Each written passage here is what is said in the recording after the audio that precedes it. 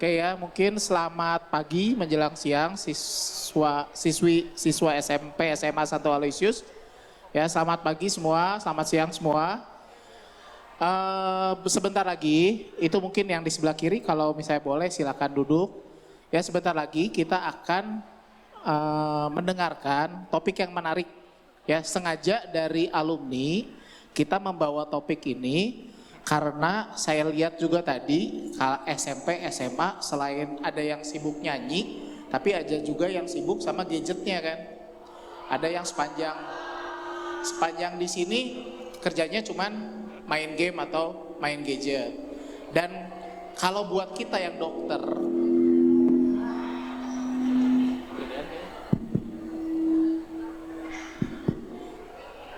ya kalau buat kita yang dokter, kalau kalian main gadget terlalu lama, berakibatnya kemana kira-kira ada yang tahu nggak? Satu, betul, mata. Kalau kamu perhatikan, kalian perhatikan, banyak sekali anak mulai SD sekarang sudah matanya sudah minus. Padahal belajar juga enggak. Ya jadi lebih banyak bukan karena belajar, tapi karena HP, betul, HP, tablet, gadget, komputer, dan lain-lain. Kalau enggak masalah mata, masalah apa? Masalah kesehatan yang lain, contohnya tadi teman kamu udah jawab, skoliosis. Nah nanti mungkin hal-hal seperti skoliosis itu akan dibahas lebih lanjut oleh Dr. Alvin Wihaja SPKO, spesialis kesehatan olahraga. Boleh ditayangkan CV-nya? Ya, Dr. Alvin Wihaja ini alumni dari Aloysius juga. Jadi beliau itu sekolah di sini dan lulus tahun 2004 dari SMA. Ya, nanti ya kalian bisa baca. Nah ini Dr. Alvin Wiharja, spesialis kedokteran olahraga MMRS. Jadi intinya dokter spesialis di bidang kesehatan olahraga. Nah nanti mungkin kalian bisa tanya di bidangnya beliau apa aja sih yang termasuk. Dan beliau juga beken banget sebagai dokter Persib Bandung. Ya kan kita orang Bandung ya. Ya kita orang Bandung kan dukungnya pasti dukung Persib kan. Ya jadi nanti mungkin bisa tanya jawab sama Dr. Alvin. Sekarang mungkin beliau praktek di Rumah Sakit Melinda dan Rumah Sakit Mayapada. Ya. Mungkin untuk mempercepat waktu untuk Dr. Alvin Wiharja SPKO MMRS, waktu dan tempat dipersilakan. Yuk kasih sambutan dulu, kasih tepuk tangan yang meriah buat Dr. Alvin. Terima kasih Dokter Adrian. Oke, salam sejahtera bagi kita semua. Assalamualaikum warahmatullahi wabarakatuh. Om Swastiastu, Namo Buddhaya, salam kebajikan. Perkenalkan, saya dengan Dr. Alvin Wiharja, saya alumni dari Santo Aloysius tahun 2004. Oke, terus kemudian tadi sudah dijelaskan dari Dokter Adrian, saya berpraktek di Rumah Sakit Melinda dan juga Mayapada Bandung. Saya sebenarnya per tahun ini sih sebenarnya tahun terakhir di Persib sama Prawira, karena Prawira juga udah nggak ada kan, jadi ada Satria Muda Bandung. Kemudian saya sebagai dosen di FKUPI, jadi kalau teman-teman mau ada yang jadi dokter, pilihan kedokteran banyak sekarang. Oke, ada Universitas Kristen Maranatha, ada Universitas Pasundan, Unisba, Unpad, yang baru, paling baru Universitas Katolik Parahyangan juga ada. Nah, saya dari Universitas Pendidikan Indonesia UPI yang ada di Jalan Setiabudi sana. Oke, pasti agak bingung ya, spesialis olahraga gitu. Kayak baru pertama dengar. Oke, memang jumlahnya nggak terlalu banyak, jumlahnya se-Indonesia masih 105 orang, tapi kita terus berkembang, terus kemudian tugasnya ngapain nih? Kalau dokter olahraga biasanya pertama kita mengobati cedera-cedera olahraga, semua masalah kesehatan yang disebabkan oleh olahraga, biasanya cedera atau menggunakan olahraga sebagai obat, sebagai pendampingnya. Tadi udah dicek gulanya, kalau ada gulanya tinggi biasanya nggak perlu minum obat dulu tapi coba exercise dulu. Misalnya kayak orang-orang diabetes, pilar satunya lifestyle modification, bukan dari obat dulu tapi lifestyle-nya dulu yang dirubah. Salah satunya dengan olahraga. Oke, next, hari ini kita akan bahas tentang olahraga untuk kesehatan di era modern culture apa esensial ya? Culture doang, ikut-ikut zaman doang atau dia memang penting gitu kan? Oke, sebelum saya mulai, saya kasih ilustrasi dulu ya. Boleh di next? Oke. Nah, kalau misalnya kita jalan 10 menit setelah makan, itu sama halnya dengan apa namanya, stepnya kurang lebih sekitar 5.000. Oke, next. Oke, nah kalau weekend harusnya sebenarnya stepnya ini slideshow-nya ada animation-nya sih sebenarnya. Oke, ini kayaknya ngambil yang dari PDF ya. Oke, nggak apa-apa. Jadi ini kalau jalan-jalan di weekend, nah sama dia stepnya sekitar 5.000 juga. Next. Kalau bersih-bersih rumah sekitar 2.000 ya. Oh, kalau yang cowok-cowok langsung lihat. Jadi jangan malas-malas buat bersih rumah. Next. Oke, kalau bersihin mainan kurang lebih sekitar 1.000 langkah. Next lagi. Oke, kalau belanja shopping is your cardio. Oke, itu salah satunya bisa naikin aktivitas fisik sekitar 3.000 langkah konversinya. Next. Nah, ini nih mau liburan Natal sama Tahun Baru. Oke, iya kan? Biasanya kalau Aloy zaman saya dia libur di tanggal 24 masuk lagi tanggal 2 Januari. Sekarang masih enggak ya? Sekarang udah enggak. Oh, disesuaikan. Kurikulum beda sih masalahnya. Karena tiap ganti menteri kurikulumnya ganti-ganti. Oke, terus kemudian ujian negara kadang-kadang ada, kadang-kadang enggak. Jadi libur juga kadang-kadang ada, kadang-kadang enggak juga. Gitu ya. Jadi harus sesuai juga. Oke. Nah, ini ada beberapa contoh. Mau kita peragain enggak sih? Boleh ya. Aku mau coba deh, saya minta tolong, aku nggak saya ambil sendiri aja. Kita bisa coba di kursinya masing-masing. Nanti kalau misalnya mau perjalanan jauh di pesawat, itu bisa dipakai. Kalau di kereta bisa dipakai, seperti itu. Oke.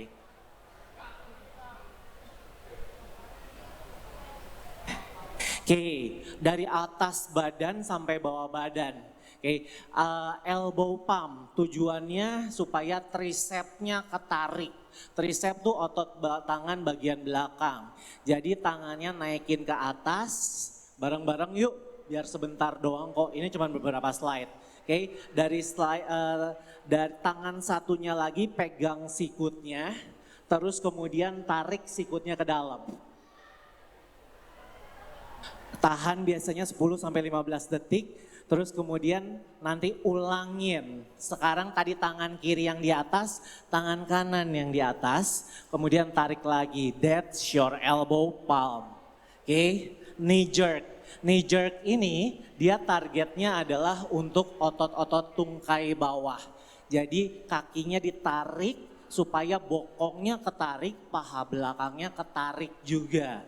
Oke, kalau yang naiknya, kalau misalnya naik pesawat masih pakai yang ekonomi sih ya memang maaf ya jaraknya bikin pegel gitu. Oke, jadi tarik kakinya ke atas supaya dia bisa teregang mulai dari bokong dan paha belakang, lakukan kanan sama kiri. Next.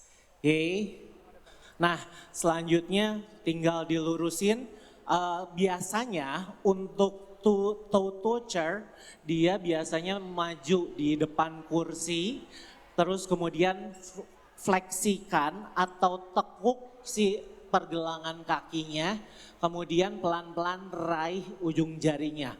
Kalau nggak mampu yang dilakukan dari tengah-tengah betis aja. Oke, rasain paha belakangnya ketarik. Oke, lakukan kanan kiri 10 detik. Kemudian balerina. Oke. Balerinanya bukan ke atas gitu, oke. Tapi tangannya satu taruh di paha, kemudian tangan yang lain ditarik untuk tarikin pinggir dari otot perut. Oke. Kemudian kanan juga kiri. Oke. Next. Oke, kemudian backward clamp itu tujuannya untuk menarik otot-otot dada dan shouldernya. Jadi tarik ke tangannya ke belakang. Kalau mentok, kalau biasanya kursinya dempet berarti maju dikit. Maju dikit, ketarik tangannya, tempelin ke dekat kursi, terus kemudian angkat dadanya ke atas, kunci perut masuk. Oke, tahan di situ. Oke, rasain ke stretching. Oke, kemudian I don't know, IDK kalau zaman sekarang tuh IDK cara katanya ya. Oke, I don't know, so tinggal ditarik, angkat bahunya, kemudian turunin lagi bahunya. I don't know. Bisa diulang, bisa digerakkan supaya meregangkan otot-otot di sekitarnya. Oke, next. Nah, the bubble head. The bubble head, leher. Duduk lama, pegel. Bawa bantal leher, tidurnya kadang suka miring juga. So, what you're doing, tinggal ditarik ke kanan sama tarik ke kiri. Muter, rotasi. Tapi bukan muter begini ya. Oke, bukan muter begini, tapi toleh kanan dan toleh kiri. Oke, satu lagi, touch the sky. Touch the sky, angkat tangan ke atas, lift your chest, masukin perutnya, otot-otot belikatnya satuin, tarik lagi ke sana, tahan, kunci perutnya, jangan lupa kunci perutnya supaya dia kencang, supaya bagian belakangnya kontraksi semua. Oke, kayaknya beres sih, atau ada satu lagi ya, saya lupa ini. Oke, next. Oh, satu lagi, knee pump. Ini penting nih. Knee pump ini penting. Knee pump ini karena biasanya kalau duduk lama bokong yang kerasa nggak enak. Jadi ada satu otot namanya piriformis. Ototnya melintang dari tulang ekor sampai pinggir tulang paha. Oke, bayangin tulang ekor yang ada di tengah-tengah, dia ada otot melintang gitu, malang. Nah, otot ini yang dikerjain. Jadi ketika ditumpangin kaki, kakinya press ke bawah. Kerasa lebih enak bokongnya? Oke, kalau kerasa lebih enak, you can reach your piriformis. That's the point. Gitu, oke. Boleh ulangin kanan sama kiri juga. Oke, terakhir neck breaker. Oke, jadi yang penting tadi kenapa ada bubble head dan ada neck breaker, karena cara stretching leher bukan diputer, tapi di satu arah antara toleh kanan, toleh kiri, dan patah kanan dan patah kiri. Oke, nggak diputer ya. Kalau diputer banyak resikonya. Oke, next. Kayaknya, oh ini, little teacup, dia ini kayaknya terakhir, saya ingat ini terakhir. Oke, tangannya taruh di depan, kemudian bisa disatuin, tekuk punggungnya, bongkokin punggungnya kayak punggung udang supaya dia ke stretching. Punggung udang biasa melengkung kayak gitu ya, oke. Dan terakhir holding hand, itu buat yang holding hand, sorry salah. Little teacup kalau ada ini ya, kalau ada area khusus bisa sambil lunges, bisa dilakuin. Kalau enggak, balerina juga udah bisa handle itu gitu. Oke, sudah deh beres. Next, kita langsung masuk ke materi kita hari ini. Udah agak lumayan belum? Sudah ya, oke. Ini the kick high, tinggal satu, cuman tinggal ditarik, kemudian kencengin paha belakang sama kayak touch the toe. Seperti itu. Oke. Let's go, kita mulai hari ini. Materinya banyak, saya juga akan lebih cepat sedikit.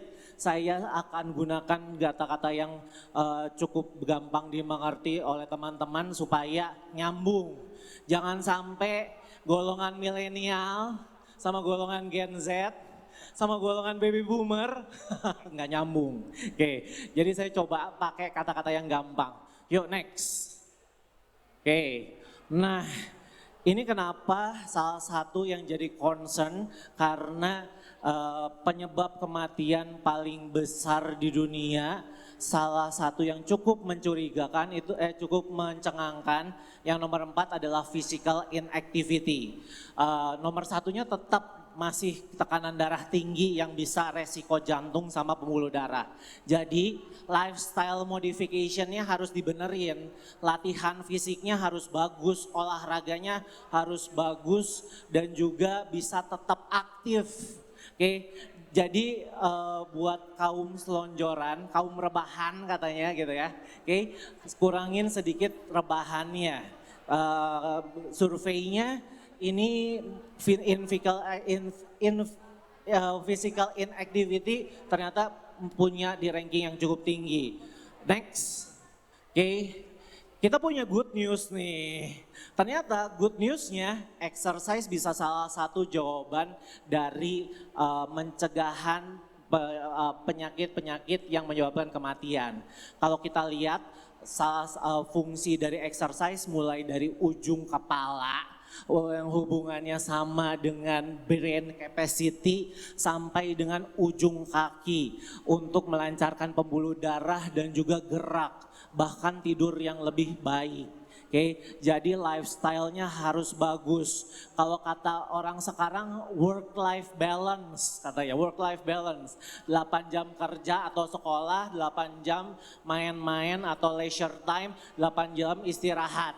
Oke, kalau main-mainnya kebanyakan, ulangannya jelek katanya nanti. Oke, jadi 8 jam itu harus kecapai supaya dia bisa bagus. Next, oke. Nah, kalau kita lihat angka harapan hidup semakin lama semakin bagus. Kalau kita lihat opa-oma kita masih ada. Kalau zaman dulu angka harapan hidup tuh kecil. Kenapa sih bisa gitu sih? Jawabannya selanjutnya. Oke, selanjutnya. Oke, ini harusnya slideshow. Jadi si bad newsnya ini dia harusnya nggak ada nih. Oke, jadi harusnya dia animasi. Kalau kita bisa ngintip di belakang, itu tuh dari tahun 2009 sampai tahun 2019, itu perubahan atau pergeseran penyakitnya berubah. Yang tadinya banyak malnutrisi, terus ada infeksi dan segala macam, itu yang degeneratif, yang gara-gara nggak banyak gerak, itu makin naik. Gitu, oke. Mulai dari tekanan darah tinggi, tembakau, polusi dan segala macam itu makin naik.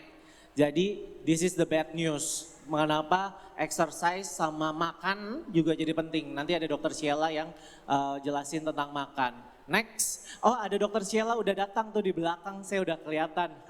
Oke, malnutritionnya nanti nitip ya dok gitu. Oke, malnutrition. Nah kalau dilihat nih penyakit yang sebelah kiri juga sama.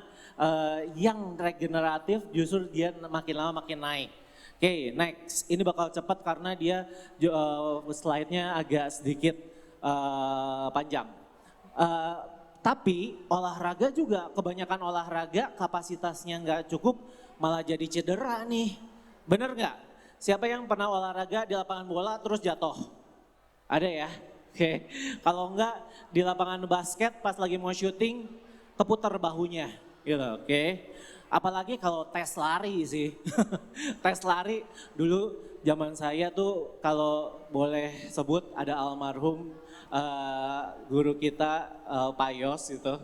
Waduh capek saya kalau disuruh tes lari. Oke, ngap gitu. Kadang-kadang ada yang jatuh juga. Jadi resiko injury untuk exercise pasti selalu ada.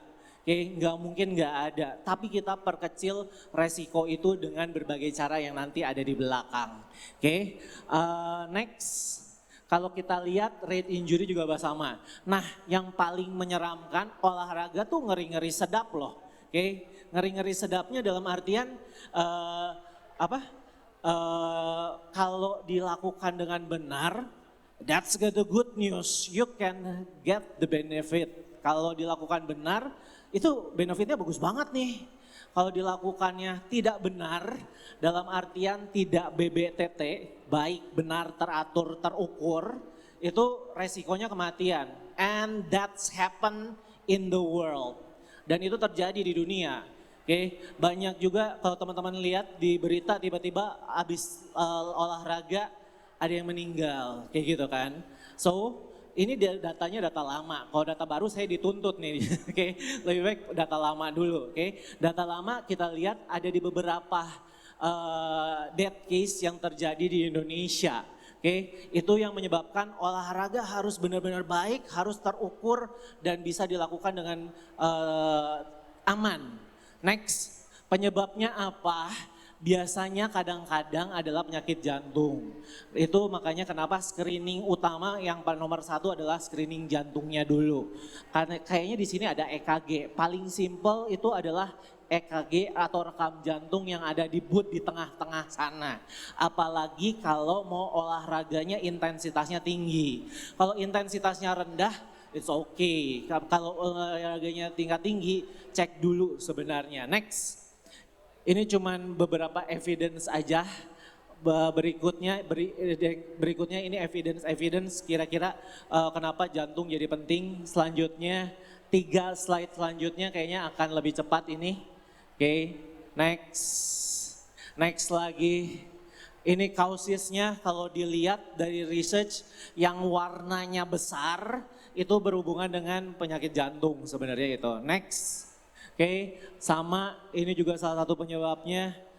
Oke, I'm happy to share the presentation. Jadi jangan ragu-ragu minta ke panitia supaya teman-teman bisa dapat juga. Oke, next.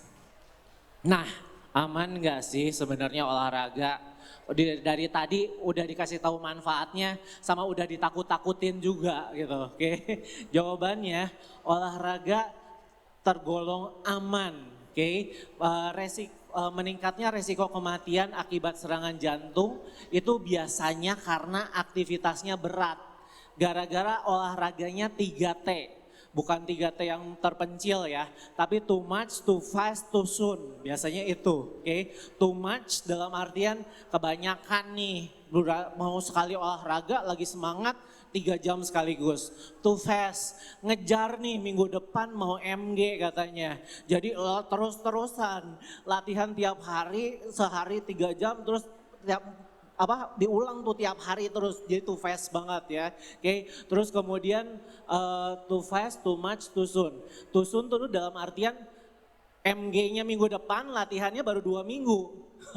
Itu agak repot. Oke, jadi kalau MG-nya minggu depan paling enggak latihan 2 bulan masih make sense sih. Latihan 3 bulan masih make sense sih. Tapi kalau latihannya 2 minggu agak-agak lumayan repot ya. Oke, next.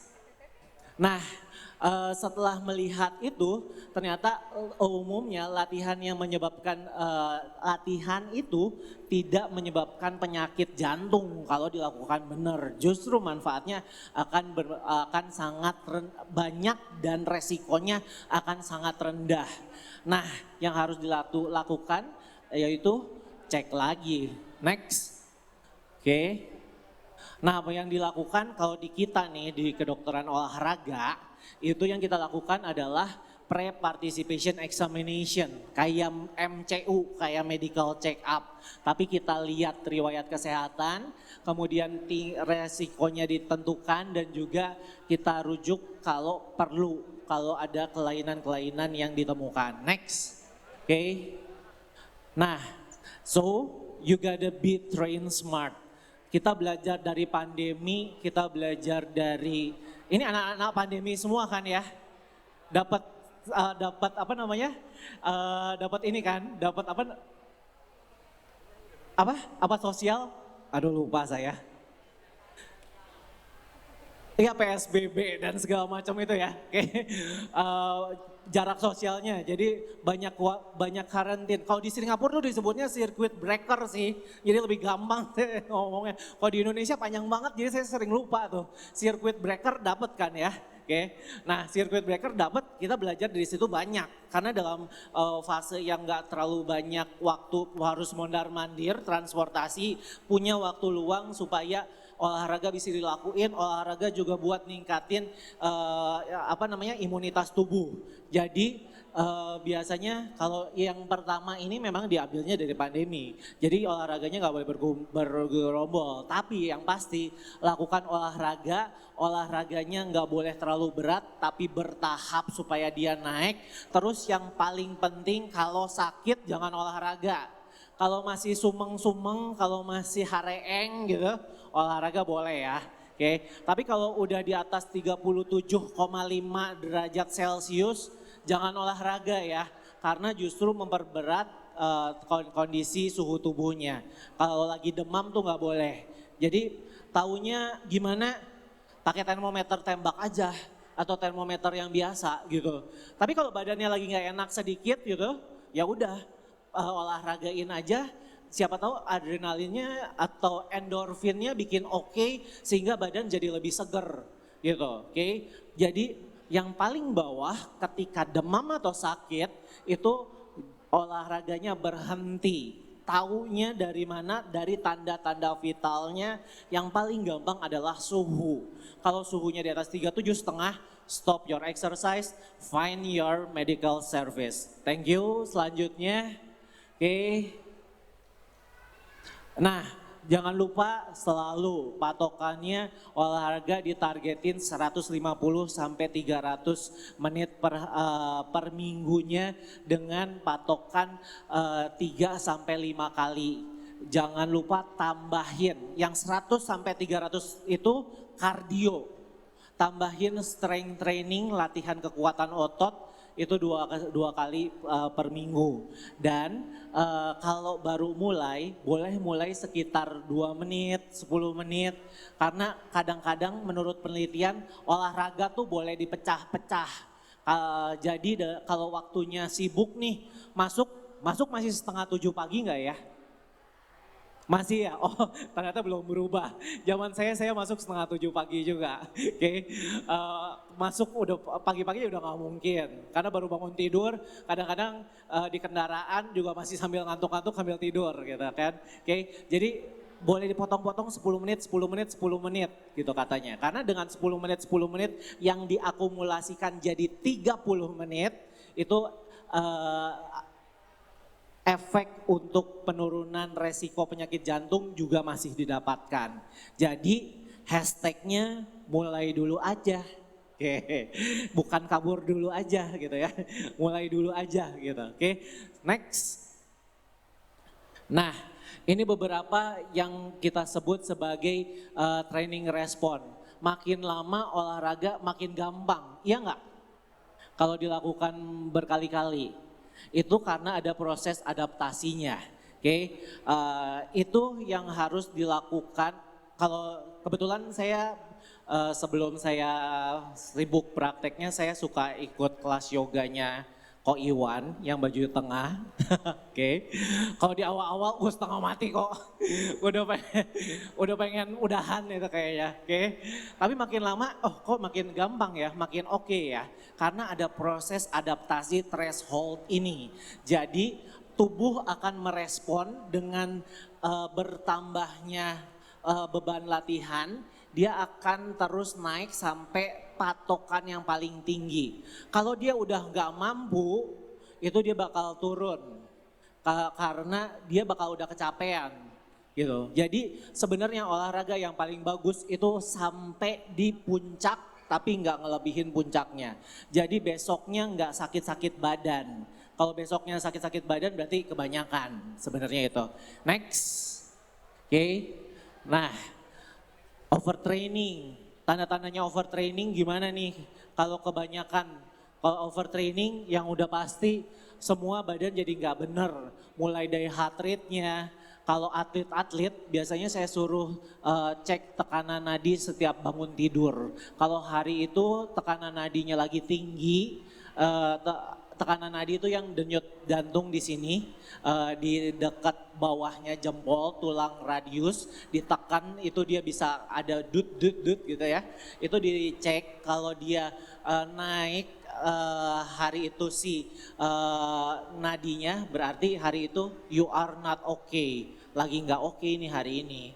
Berarti turunin aktivitasnya, recovery dulu. Oke, lost appetite, makannya jadi nggak nafsu makan, disturbance, tidurnya juga terganggu, fatigue sama prolonged infection.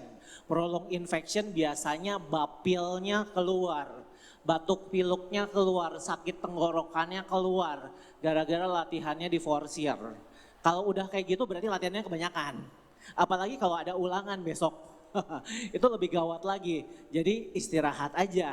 Yang harus diperhatikan istirahat yang utama cuma 3. Oke, istirahat yang utama cuma 3. Pertama makan. Nanti dokter Sheila bakal banyak tentang makan. Yang kedua hidrasi, minum. Yang ketiga tidur. Oke, jadi bukan healing sih. Healing apa namanya? Healing ke mall, ke PVJ gitu. Healing ke Lembang. Itu bukan recovery itu. Oke, bukan recovery utama maksudnya. Oke, recovery utama makan, minum, tidur. Itu dulu yang dipenuhin untuk ngembaliin energinya. Next. Oke. Nah, kenapa makan, minum, tidurnya penting? Karena kita targetin super compensation. Jadi kalau latih olahraga itu pasti badan capek, kondisi bakal turun, recovery bakal naikin. Yang kita pengen kurvanya naik ke atas, bukan turun ke bawah. Next. Kayak seperti ini, progressive overload. Jadi yang turunnya itu gara-gara latihan dan exercise-nya, tapi recovery-nya harus bagus. Olahraga pasti capek sih, pasti. Kalau recovery-nya nggak bener, nggak bisa juga. Kalau olahraga nggak capek itu mungkin intensitasnya belum nyampe, gitu. Intensitasnya belum kena. Harus detak jantungnya sesuai dengan target. Makanya kurvanya pasti akan turun. Oke, recovery harus bagus supaya bisa naikin kondisinya lebih dari sebelum olahraga. Jadi kurvanya warna hijau naik ke atas. Kalau kurvanya turun warna ke bawah itu apa namanya? Injury atau overtraining sebenarnya gitu. Oke, kalau injury pasti dia akan jelek terus-menerus. Next. Oke. Nah, exercise sendiri yang kita lakukan basicnya adalah piramida performance ini. Biasanya sekarang lagi zamannya padel ya. Oke. Siapa yang belum pernah main padel? Oh ada tapi nggak terlalu banyak kayaknya yang lain udah pada nyobain padel ya. It's easy to play ya, padel it's easy to play ya. Mantul, tembak, mantul, kelewat bolanya bisa mantul terus bisa ditembak lagi gitu kan. Oke, kalau nggak ngarahin ke sini dihajar juga. Oke, nah maksudnya padel itu dia ada di level 1 yaitu skill. So before you have perform your skill, sebelum perform si skillnya bagus, fondasinya harus kuat. Oke, fondasinya mulai dari latihan movement dan latihan performance. Movement lebih banyak stretching dan juga pergerakan range of motion. Performance itu mulai dari kekuatan otot, strength sama juga kecepatannya juga. Oke, kenapa? Kalau enggak nanti jadi injury. Karena jujur setengah pasien saya sekarang padel. Oke, setengah pasien saya beneran itu padel semua. Oke, so your games is the number 1. Yang perlu diperhatikan nomor 2 sama nomor 3-nya harus lebih besar supaya dia punya fondasi yang kuat sehingga gamesnya bisa aman. Nggak jadi cedera. Next. Oke, common injury. Ini dari beberapa penelitian common injury paling banyak itu lutut. Oke, paling banyak itu lutut. Jujur sih, di praktek saya juga paling banyak lutut. Kalau misalnya lihat di Instagram saya ya, kadang-kadang ada hasil tangkapan cairan lutut tiap hari itu. Oke, jadi lutut memang lebih banyak. Oke, jadi kenapa prevention yang tadi nomor 2 sama nomor 3 penting supaya enggak jadi injury. Oke, injury yang paling banyak lutut, yang kedua itu adalah foot and ankle, yang ketiga itu hips. Ada yang tahu nggak persamaannya apa injury ini? Ada yang tahu nggak? Sama-sama kaki bisa, tapi masih belum pas, sedikit lagi. Apa kira-kira? Sama-sama sendi sebenarnya. Oke, sama-sama sendi. Kenapa? penguatan otot itu jadi penting karena pembebanan badan itu bakal ditopang sama otot. Kalau ototnya nggak kuat, dia pindahin ke sendi. Entah sendi lutut, entah sendi engkel, entah sendi panggul. Itu tujuan penguatan. Jadi tujuannya supaya ototnya kuat, sendinya nggak cedera. Karena nggak mungkin nguatin sendi. Oke, sendi itu nggak ada ototnya. Sendi itu banyaknya ligamen, banyaknya jaringan ikatnya, banyaknya kapsulnya, yang kayak gitu-gitunya. Jadi itu dia nggak bisa dikuatin. Yang bisa dikuatin tuh otot. Makanya kalau otot nggak kuat, itu dialihinnya ke sendi. That's why the data said yang paling banyak itu adalah sendi. Oke, mulai dari lutut, mulai dari foot, sama bagian dari panggul. Tuh, kalau otot pahanya itu cuma 5% doang. Otot betisnya cuma 6% doang. Dramatis bedanya sama si sendi. Next, ini ada beberapa penyakit yang banyak. Ini adalah patellofemoral pain. Itu biasanya karena tuh balik lagi muscle weakness, ototnya yang lemah. Sehingga bebannya dipindahin ke sendi. Oke, pindahin ke sendi, ngegesek si tulang rawannya bisa jadi bengkak. Next. Balik lagi sama, muscle weakness lagi. Ototnya yang paha luar yang bikin ligamennya sakit juga. Next. Oke. Ini cara untuk nge-stretchnya, next. Meniskus sama, itu dia juga bagian dari sendi, bantalan lutut yang bisa menyebabkan nyeri, problemnya tetap di sendi. Next. Oke.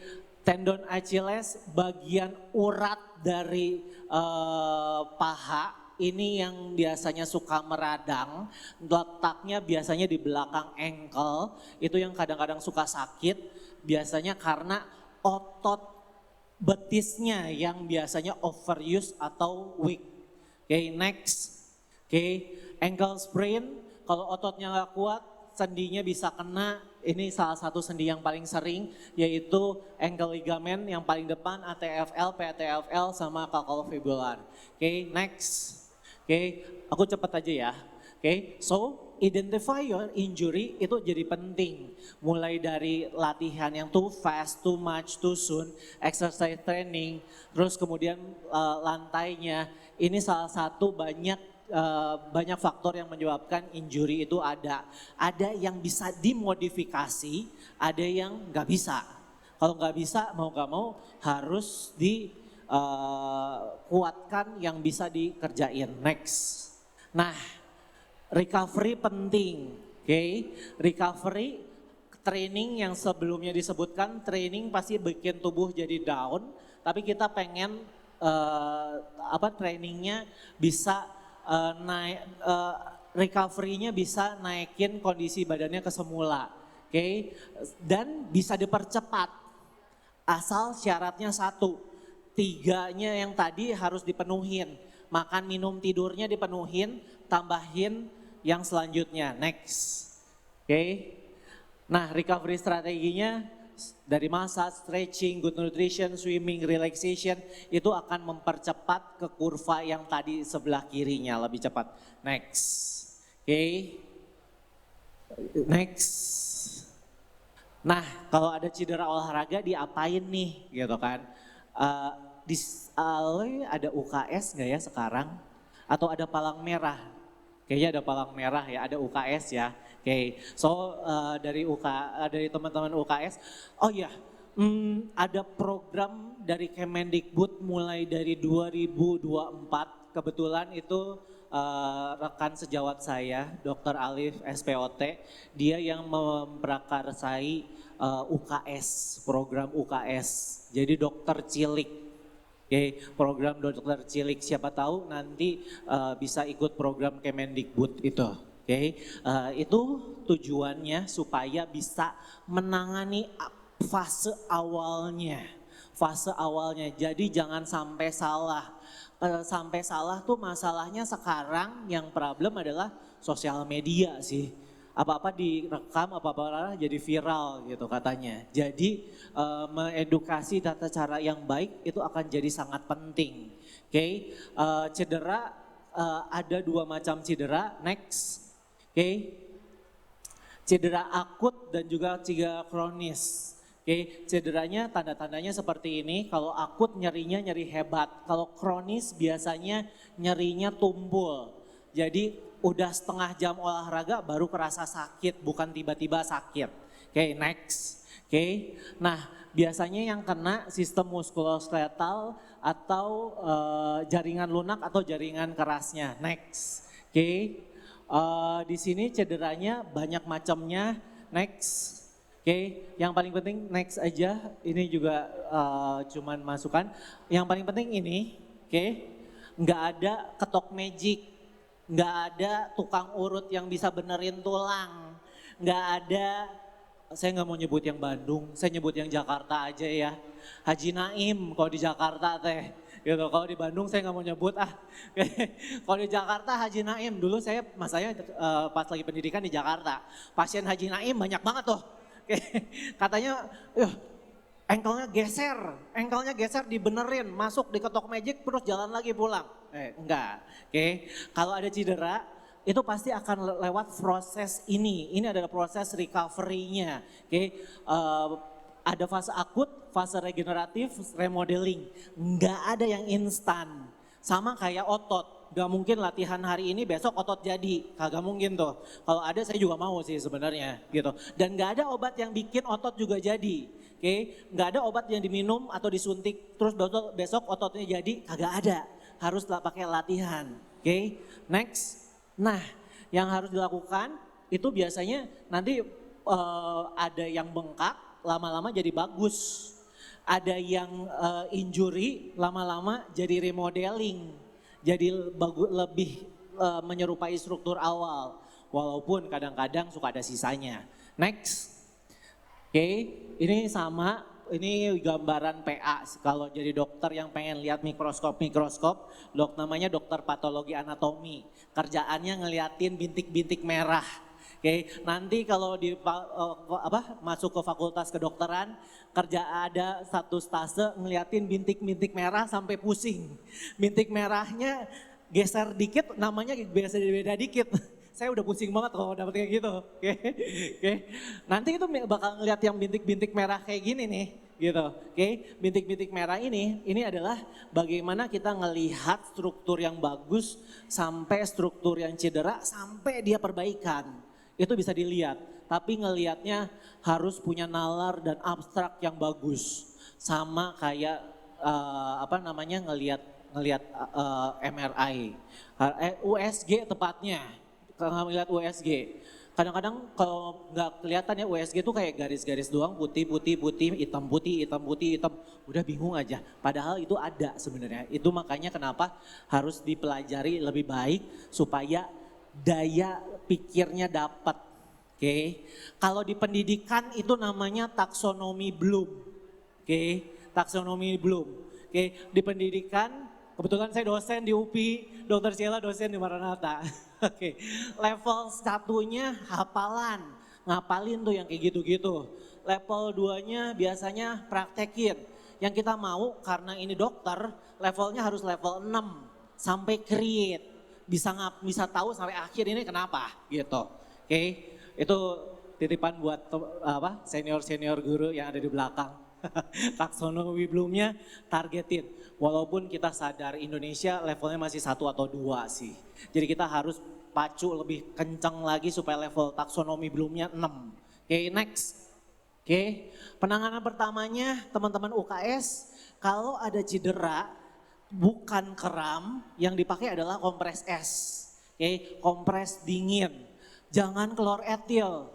Klor etil yang semprotan dingin, kadang-kadang kalau terlalu lama dan terlalu dekat bikin luka bakar. Oke, itu jadi cuman buat sesaat doang sambil nyiapin es.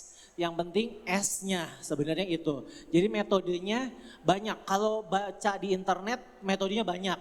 Ada price, ada rise, ada polish. ujung-ujungnya es ditemplokin, udah itu aja, pakai es dulu aja gitu. Jangan peace and love ya, karena peace and love levelnya level spesialis dia. Oke, next. Peace and love tuh masalahnya dia nggak boleh pakai es katanya, gitu. Oke, jadi jangan pakai metode peace and love. Metode yang es yang dipakai. Mulai dari rest, next. Mulai dari icing, selama 15 menit, next. Selanjutnya, next.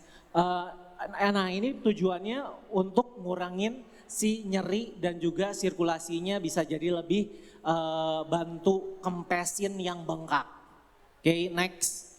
Oke, segera selama 20 menit bisa diulang selama 4-6 kali, jedain 2-3 jam. Next. Oke, golden time-nya 72 jam, 3 hari pertama. After that, comforting yang didapat. Oke, compression, bebatnya ada caranya dari ujung menuju jantung. Oke, bukan bebat kayak keseleo yang silang menyilang. Kalau di olahraga tuh kalau yang instability ankle silang dari atas ke bawah, silang dari bawah ke atas, dari kanan ke kiri, ini enggak. Ini puterin dari bawah ke atas menuju jantung. Next, oke, elevation supaya dia bisa sejajar sama jantung sehingga cairannya bisa turun. Jadi kalau biasanya ankle, pagi-pagi ada ankle-nya kempes, sore gede. Itu gara-gara levelnya. Oke, next. Oke, selanjutnya next aja. Oke, massage. Boleh dipijat nggak? Oke, ini nih, pijat boleh. Next, pijat boleh, tapi pijatnya itu untuk yang kram otot. Karena ototnya kalau mengkel, kalau kram otot, berarti dia dipijat untuk merelaksasi yang kram-kram itu. Oke, yang kram-kram itu. Jadi kalau cedera, sakit, tapi ototnya lembek, itu kompres es aja. Kalau dia ketarik, terus ototnya mengkel, kenceng, itu boleh dimasaj. Tapi kalau ketarik, terus ada memarnya, agak anget, kompres es juga. Jadi menentukan kram bukan kram itu jadi penting. Karena teori tata laksananya, treatmentnya 180 derajat berbeda.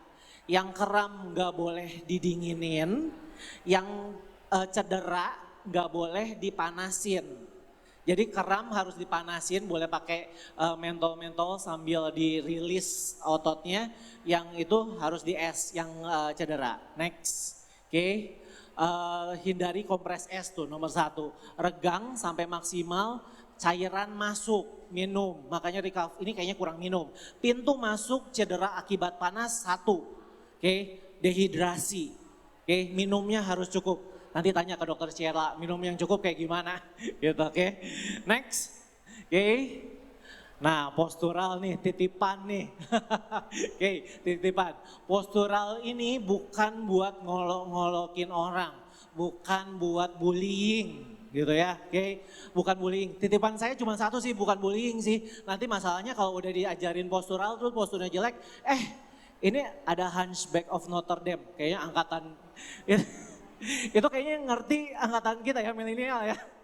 Kalau ada si bongkok nih gitu katanya, bukan buat itu ya, bukan buat itu ya. Jadi ingat ya, ini diajarin postural supaya bisa ngelihat lebih bagus, bukan buat ngatain orang. Oke? Oke nggak? Oke. Next.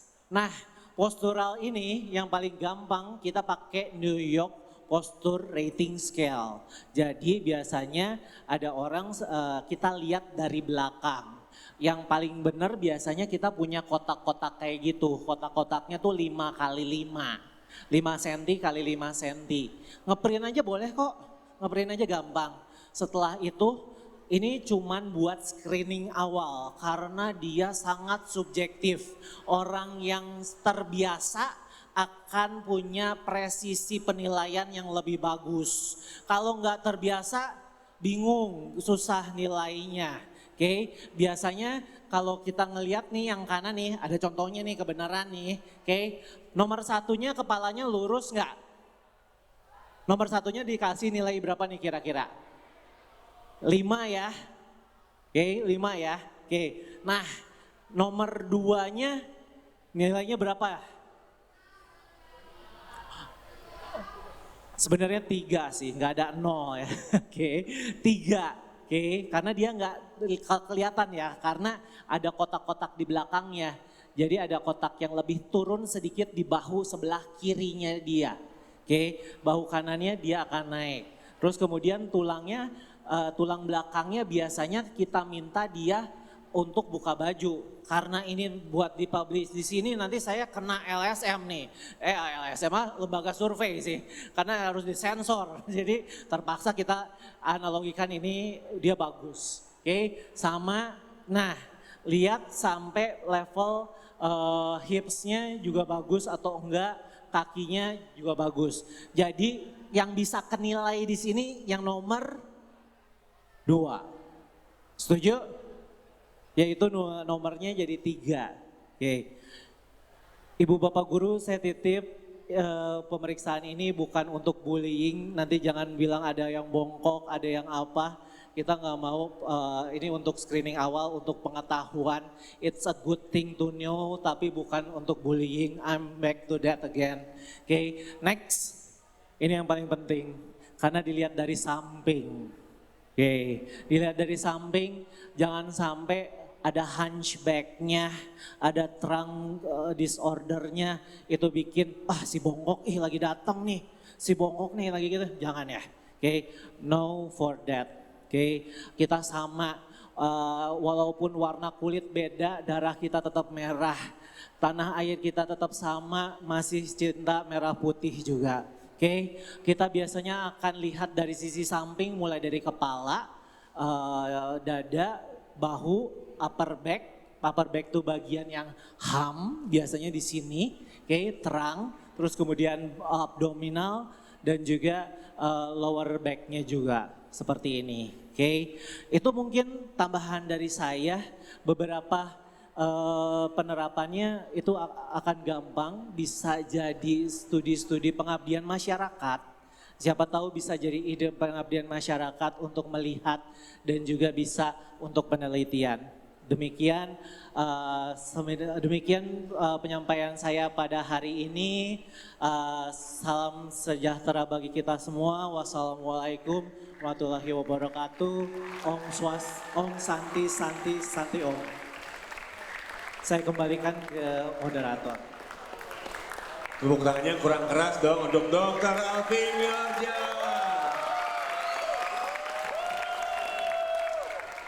Ya, udah dengar penjelasan dari Dr. Alvin tadi ya. Kalau ada yang mau nanya, silakan tunjuk tangan aja dulu, ya. Tunjuk tangan, nanti mungkin Dr. Alvin bisa menjawab beberapa pertanyaan dari kalian, ya.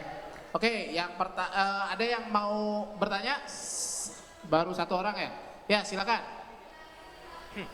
Yuk, kenalin dulu namanya siapa, kelas berapa? Halo. Nama saya Jared. Oh.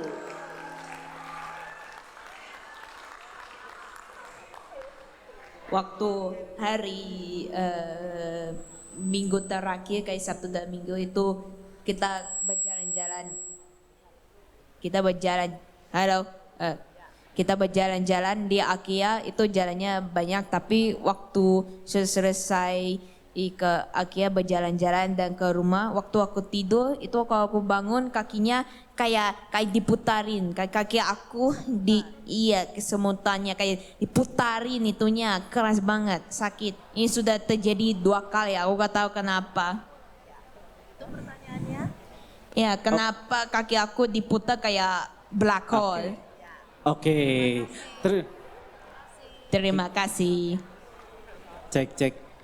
Oke. Nah, itu yang tadi aku bilang, kalau olahraga atau kegiatan fisik, badannya belum ready, ada 3T, too much, too fast, too soon sih sebenarnya. Jadi too much, too fast, too soon. Dalam artian aktivitasnya terlalu berat sehingga dia menimbulkan DOMS, delay onset muscle soreness.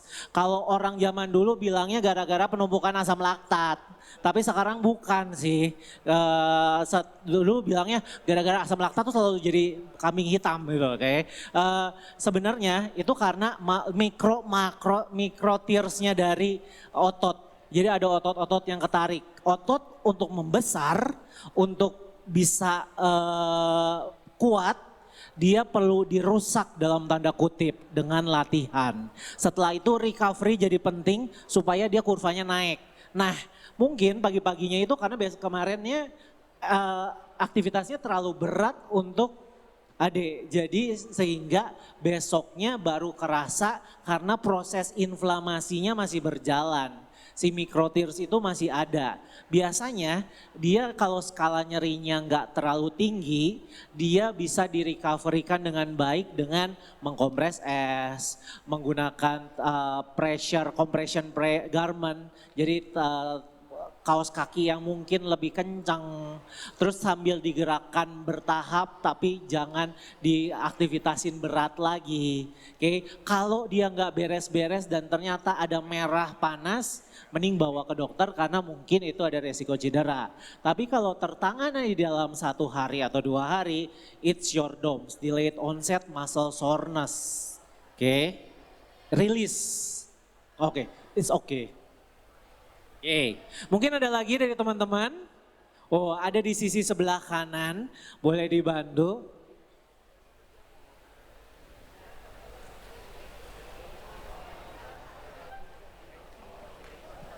Halo. Yuk, ada Halo. lagi? Selamat pagi semuanya. Pak, saya Regan mau bertanya. Take your time, jangan lupa napas dulu supaya lebih lancar. Ya Pak. Ya dokter. Kalau saya dengar kan ada orang yang kakinya mengalami kram. Kalau kakinya kram itu, kakinya jangan ditidurin, tapi ditegakkan. Apakah betul seperti itu? Terima kasih dokter. Terima kasih pertanyaannya. Oke, take your times, maksudnya ini mungkin melenceng dari topik ya. Saya bisa selancar ini ngomong, itu juga perjuangan dulu ya kalau mau jalan, mau ngomong depan publik ya. Mau ngomong depan orang banyak ya, gemeteran dulu.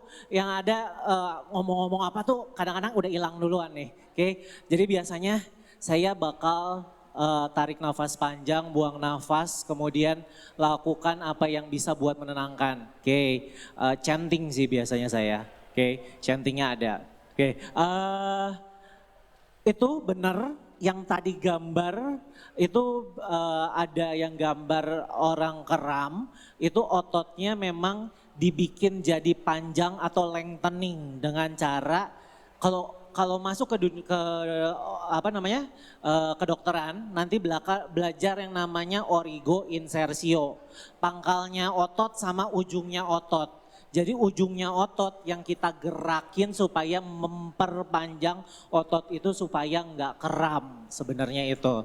Sambil tambahin lagi jangan lupa dimasaj pelan-pelan supaya dia rilis, hidrasinya dibenerin. Karena biasanya kalau kram pintu masuknya dehidrasi. Ada dehidrasi yang mungkin undetected. Ada 4 faktor penyebab kram. Oke, biasanya kelemahan ototnya masih belum kuat dipaksa. Apalagi kalau mau tes lari, oke. Terus kemudian suhu yang terlalu dingin atau terlalu panas, electrolyte imbalance sama dehidrasi. Oke, jadi benar tuh tarik aja kakinya supaya ototnya jadi lebih panjang sambil bantu remesin. Apalagi kalau di orang-orang UKS, bukan di point tapi di flex. Oke, bukan di point tapi di flex kalau untuk otot betis atau bagian otot belakang, termasuk otot paha belakang atau kita sebut hamstring. Gitu. Satu lagi mungkin ya, tadi ada yang di sebelah kiri. Boleh Dokter Di Adrian yang belakang pilih. ada, di belakang ada, di kiri ada. Oh, di bawah. Wah, Yang ya. mana nih dok? Saya bebas sih. Gimana? Kita kembalikan ke moderator kita. Dokter Ya. Adrian silakan. Boleh. Silakan dulu pertanyaannya deh. Ya. Pertanyaannya apa? Ya, saya Duta Pratama. Saya mau izin nanya, saya kan suka olahraga gitu. Terus kadang cedera, sering cedera. Dan yang paling sering tuh saya cedera lutut. Nah dari lutut itu ternyata yang cederanya si VM-nya, si VMO. Nah itu kok bisa pindah kanan kiri gitu ya? Kadang yang sakit kiri, kadang yang sakit kanan gitu. Sampai bengkak nggak pertanyaannya? Enggak sih. Oke, sip. Oke. Nah, itu biasanya overuse injury sih sebenarnya. Kalau dia nggak ada nyeri yang hebat, tapi nyerinya tumbul, terus kemudian tanda-tanda radangnya dia tidak ada. Tanda-tanda radang tuh biasanya ada kemerahan, kerasa hangat, hanya ditekan sakit, nggak bisa digerakin, kayak gitu. Oke, kalau nggak ada kayak gitu biasanya dia overuse injury. Overuse injury itu akan selalu dikompensasi oleh tubuh. Karena tubuh itu kayak sirkuit. Oke, kalau lututnya lagi sakit yang sebelah kanan, mungkin nanti hipsnya akan ngencengin jadi supaya yang area sakit nggak akan lebih banyak gerak. Oke, terus ketika gerak kan nggak mungkin ke kanan doang kan, pasti yang kiri juga ikut gerak kan. Nah, ketika yang kiri gerak itu mungkin bebannya ditaruh di sebelah kiri. Jadi biasanya kita akan cek neuromuskular kinetiknya. Jadi dari syaraf dan otot untuk geraknya gitu. Nanti weakness muscle-nya, otot yang lemahnya ketemu yang sebelah mana. Oke, kadang-kadang ada tuh kalau yang nyerinya bahu, ankle-nya yang nggak enak gitu. Oke, itu mungkin karena kompensasi yang udah terlalu lama. Ada mungkin penyebabnya salah satu muscle.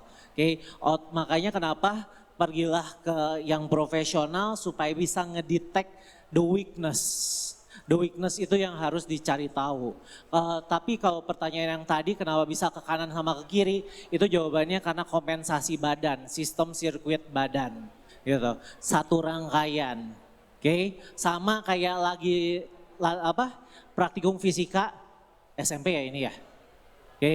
Ada rangkaian listrik gitu, oke? Satu mati, terus kemudian yang lain ikut mati, gitu kan? Itu sesimpel itu. Oke, ini bukan ototnya mati ya, tapi ototnya agak kaku, yang lain jadi ikut kaku karena nunjang supaya jadi jangan banyak gerak. Itu makna sirkuit dari kesehatan, kinesiologi.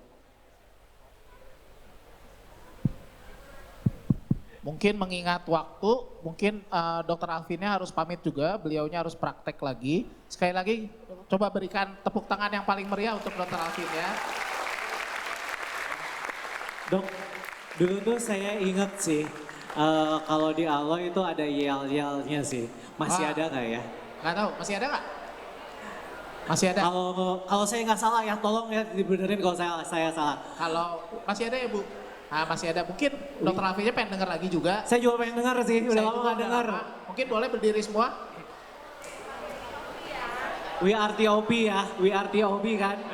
Bener ya, we are TOP ya. Oke.